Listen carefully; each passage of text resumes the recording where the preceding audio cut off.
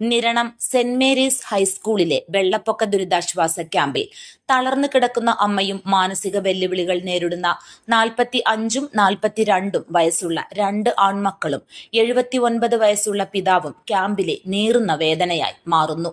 നിരണം ഗ്രാമപഞ്ചായത്ത് 2ാം വാർഡിൽ നിരണം വടക്കുംഭാഗം തൈപ്പറമ്പിൽ 79 വയസ്സുള്ള മുഹമ്മദ് കുഞ്ഞിന്റെ കുടുംബമാണ് വെള്ളപ്പൊക്കത്തിന്റെ ദുരന്തത്തിൽ ദുരിതാശ്വാസ ക്യാമ്പിലെത്തി കഴിയുന്നത്.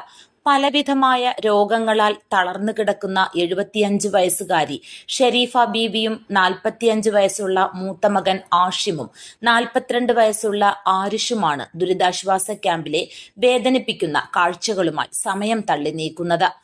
തകർച്ചയിലായ ഇവരുടെ വീട്ടിൽ കഴിഞ്ഞ ശനിയാഴ്ച വെള്ളം കയറിയതിനെ തുടർന്ന് നാട്ടുകാരും വാർഡ് മെമ്പറും നിരണം സെന്റ് മേരീസ് ഹൈസ്കൂളിലെ ദുരിതാശ്വാസ ക്യാമ്പിൽ എത്തിക്കുകയായിരുന്നു. തുടർന്ന് സ്കൂളിലെ സ്റ്റേജിൽ ഇവരെ കിടത്തി. തുടർന്ന് മക്കളായ ആഷിമും ആരിഷും അമ്മയുടെ കാൽക്കൽ ഇരിക്കാൻ തുടങ്ങി.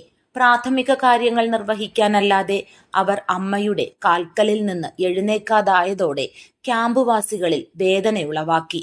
ഷെരീഫ ബീവിക്ക് ഭർത്താവ് മുഹമ്മദ് കുഞ്ഞ് ഭക്ഷണം വരെ വാരിക്കൊടുക്കണം.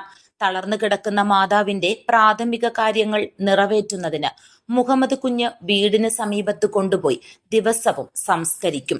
കഴിഞ്ഞ 9 ദിവസമായി ഈ കാഴ്ചയാണ് ക്യാമ്പിൽ കാണാൻ സാധിക്കുന്നത്.